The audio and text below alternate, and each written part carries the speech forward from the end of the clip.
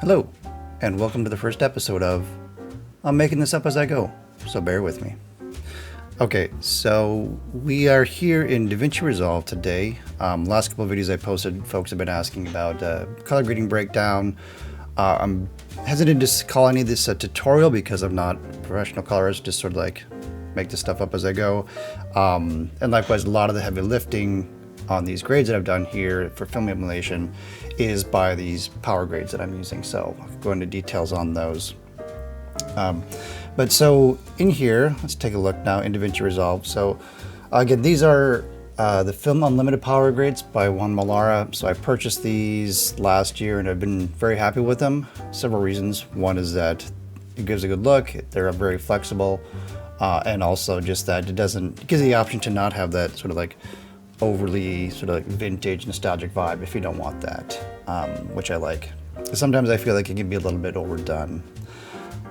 So here we are in Davinci Resolve here. So this is one of the clips from the latest video I posted called Summer Weekends, I think. So here's one clip in particular that I wanted to show, and then we'll look at the breakdown on the node graph. So here it is straight out of camera, and then here it is with the grade applied to it here. So see, there's definitely quite a bit of a look happening here. I think it looks great. This one definitely, I went with a little bit more of that vintage vibe. That's sort of the nostalgic look I was going for on this one. And then, so this is shot on the Lumix S5. This was shot 4K 24p with the internal codec, shot in Vlog, and then graded after here. So go back and just so we see here, I am using the color managed version of this. So here we are, my project settings, Davinci YRGB color managed. Then we go Davinci Wide Gamma Intermediate is the timeline color space on that. If you do buy these power grades, there is also a non-color managed version. From what I see, they about the same. I've used them both here. I'm trying to always work in a color managed workflow now, so that's why I've been using these ones here. So YRGB color managed, Davinci Wide Gamma Intermediate is a timeline color space, Rex 09 Gamma 2.4, and then another thing, general options, we want to actually untick this use S curve for contrast. Here that's just recommended for these specific power grades. Normally I would always be using that, but for these ones the creator of the power grade specifically says to not use that option. So we'll take that off. Now looking at the node graph here, it looks a bit complex and there's a lot going on here. The good thing is that most of it you're not supposed to touch. So there's a few nodes where you're supposed to do any of your adjustments and your corrections. The rest of it is meant to be left sort of like as is. And when I bought the power grades, they did come with this. Jill has this little, or one has this whole set of videos where it will walk you through every single node and what it does. I'm not going to go into all of it here. I'll just show some highlights and the main ones that you use. So this bit here, this is what comes in the power grade itself. So if I go here to FilmUnlimited. There's two options, the 250D and the 500T. The 250D is the one I use the most. So if I just go here, you know, and apply grade, you see that's the node tree that comes with it. And if I go back, now one node that I've added here is just to transform from the Panasonic color space into this Airy color space. This isn't strictly necessary when you're working in a color managed workflow because technically then it is taking it from your log image and putting it into the right color space here. That said, Juan still does recommend always transforming it into log C. These power grades are all built off Airy log C as the color space, so that's what he recommends using. I've done these with and without it. Yeah, it makes a difference whether or not it's, you know, a correct difference or not, I don't know. So, so this is without that, and this is with it. So it definitely does, it's changing the look of it. This is the, I guess, technically more correct way, according to the guy who created these. So in terms of what you do and don't adjust on these here, the main ones are, there's linear exposure node here for correcting your exposure. This one for correcting your primary balance.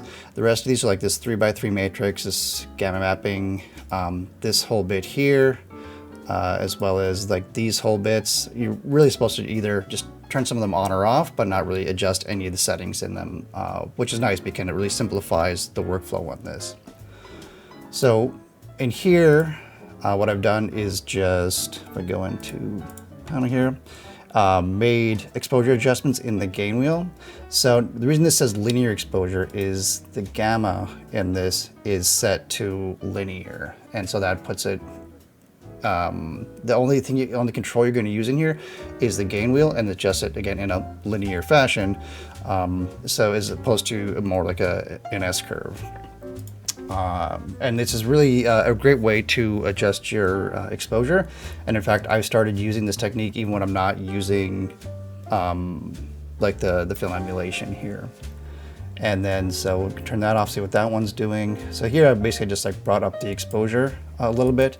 I've noticed that when I use this color space transform to put in Airy, then it does impact that exposure a bit, brings it down. So I put this one up a little bit here just to compensate for that.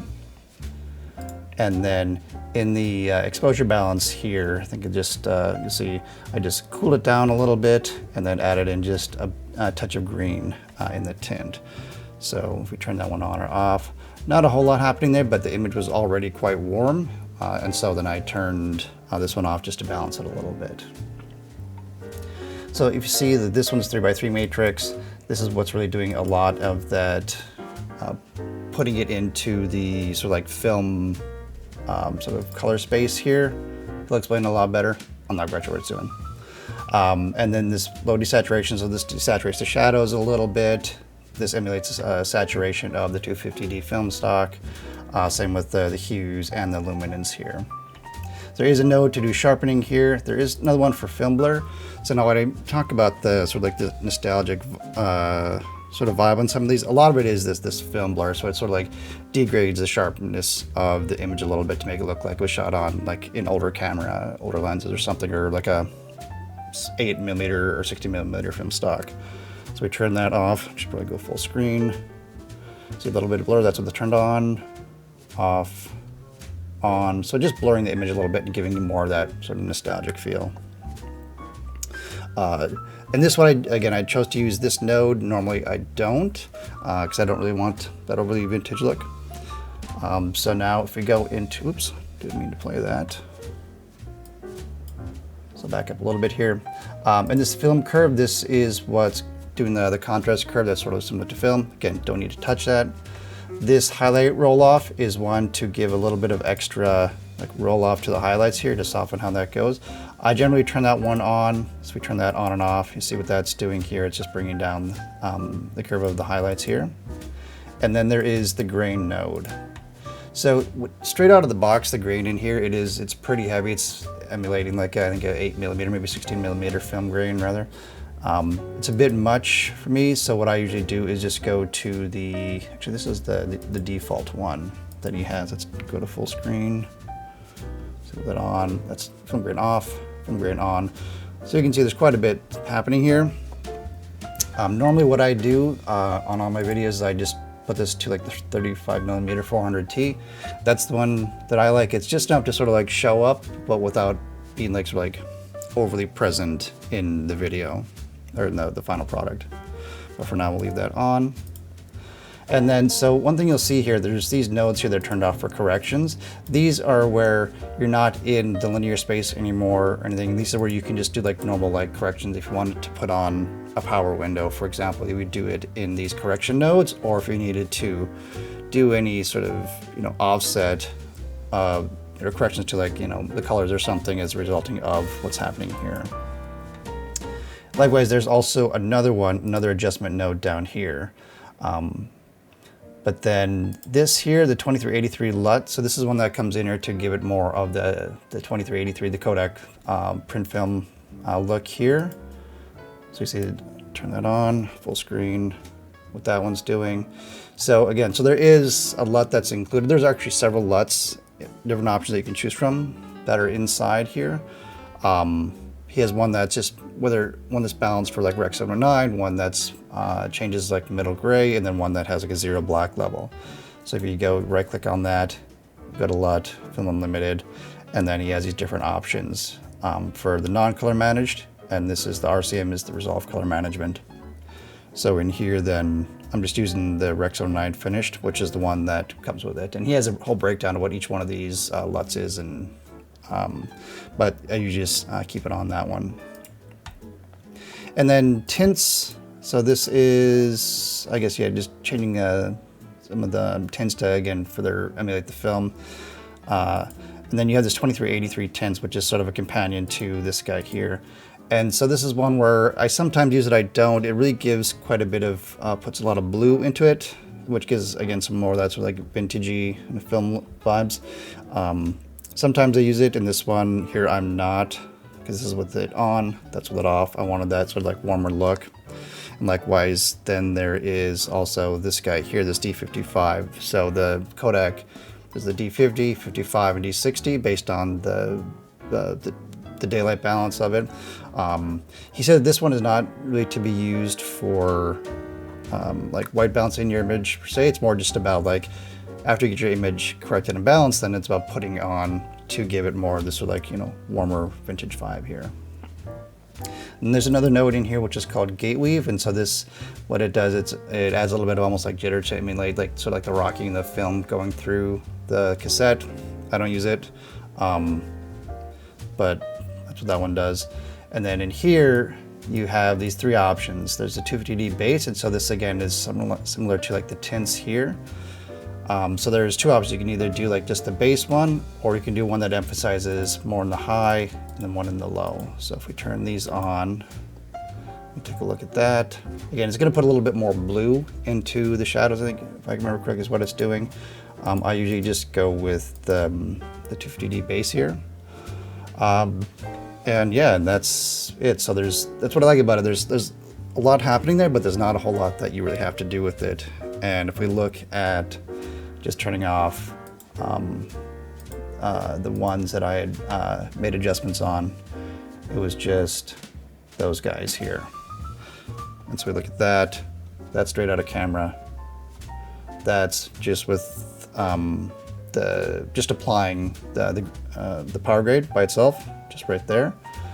And then turning these back on is the ones that the adjustments I made. And really all I had done here again was adjusted the exposure and adjusted the balance a little bit, and that's how we got to this. So pretty good stuff. Excuse me for a second. Wine always does help with your color grading, I find too, so pro tip. So, all right, so look at some clips. There's another one. Let's look at one that was shot in B-RAW. So we can take a look at this one here. So we're looking at a big picture yourself, but you know what? We're going with it. Okay, so this one I had to do a little bit more work on, because this one was filmed, actually I'll show you if you were that past the grade. There's a lot happening here. So we were in this like old like cabin that we were renting for the summer, and then there's this great big sort of like, you know, lantern thing here. It gets really nice soft light, but like an LED bulb, and it's kind of funky colors. And then there was this other lamp off to the right here that has sort of like a reddish shade. So that's why we get all this, you know, funky red colors happening here. When we turn the grade on, that was our final product that we got to. So again, really what I'm doing here is correcting that red, applying the grade, and then just adjusting this exposure just a tiny bit. And this one, it turns out I did not actually use the color space transform on this one. So, but this one here is just a bit of noise reduction. So this was shot using the Lumix S5 with the Blackmagic Video Assist. So in that I was shooting in 5.9K B-RAW, 24 frames a second on that. I think it was 8:1 compression is what I was doing for this one. Actually probably tells me in the RAW tab. I didn't have that. So what you see in here, do like some adjustments to the color temperature and the tint. And then I put this, so again, it was shot in Vlog from Panasonic, but then I put it into the Blackmagic Design Film color space, which is just how I had done everything. So I had everything in one color space. Here's what I had done. Okay, so on this one, you see on this one now I did use the 2383 tints on this one because it was already still like a bit warm. But let's start at the beginning here. So again, I didn't change the exposure at all. The balance one is one that I had to change quite a bit. So after I applied the grade, it was pretty orange in here. So I came in, adjusted the temperature here, minus 310, and the tint a little bit as well. So that's doing. So again, just basic corrections, temp and tint on here. And then again, this is all the grade. And what did I do on this one? I don't remember. Huh, I did something on there. Turn that one on. I did a correction. I'm not sure which node it's on. We'll find it. Okay. And then, so again, this one here, I think I did actually change. No, I went with the standard grain on this one.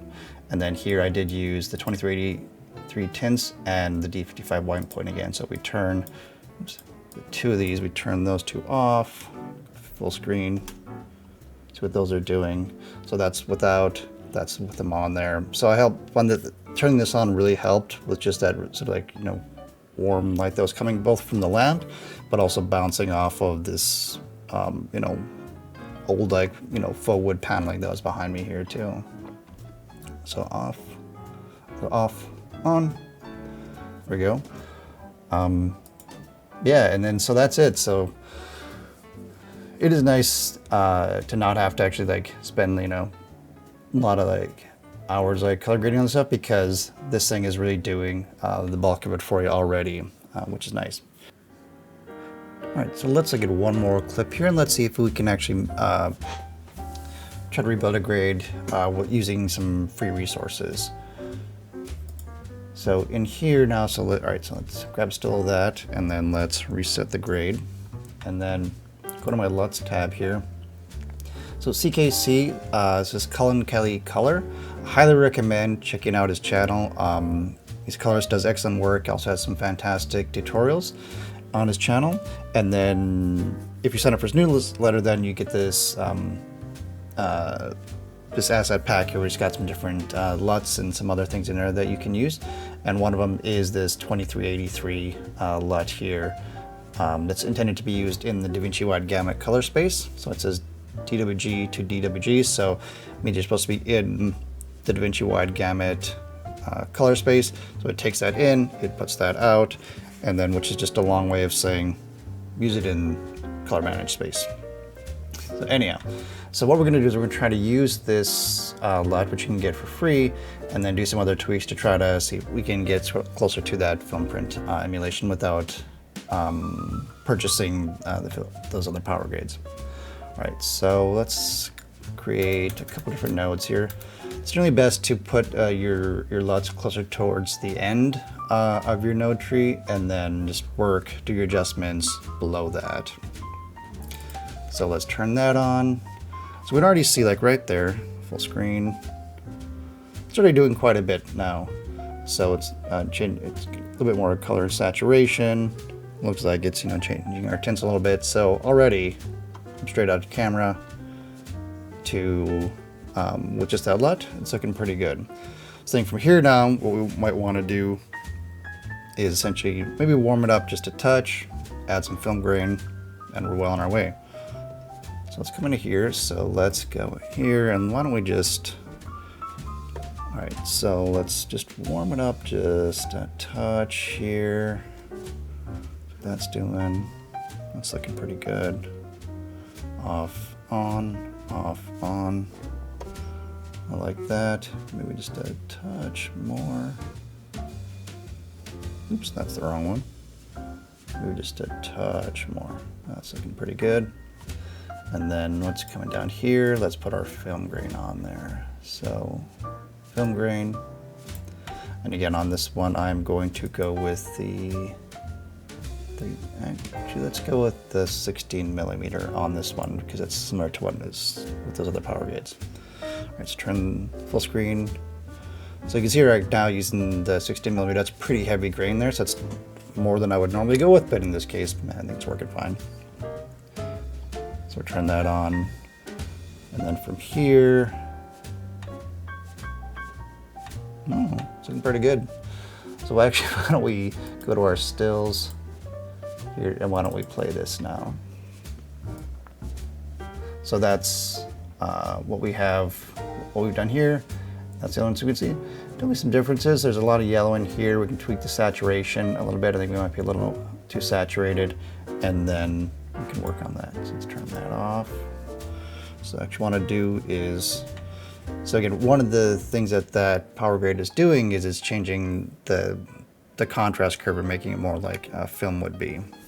So why don't we just come in here and just make a couple points. You come down here, put a control point down here, and then just raise up the toe a little bit. Let's maybe bring this down on the lower end. Let's maybe bring this point down here. Oops, did not mean to do that. Where's this guy going? About right there. So that's doing a nice contrast curve. So let's put this one on again. Let's play the still. So again, main differences here. So like the brighter one here, that is the one we have, that's one we're working on now. And on the right side here is what we had done with the power grade. So in terms of exposure and contrast, it's looking pretty good now. What we might want to do is just work on these yellows. See, the luminance of these yellows and the brightness is pretty strong, and so we'll want to adjust that now. All right, so we'll take that off, and so let's go into another node here. Again, we're working underneath the LUT. Cool. I need more wine, I think. There we go. So I think what we want to do here, since these are like the brightest areas that seem to be the most sort of saturated in contrast, let's look at going into there. And so let's go into our hue versus sat. So those yellows are definitely pretty saturated. So we're just gonna broadly select yellow here and bring those down quite a bit. That's looking pretty good there. And then let's go into our hue versus luminance. Where's that guy?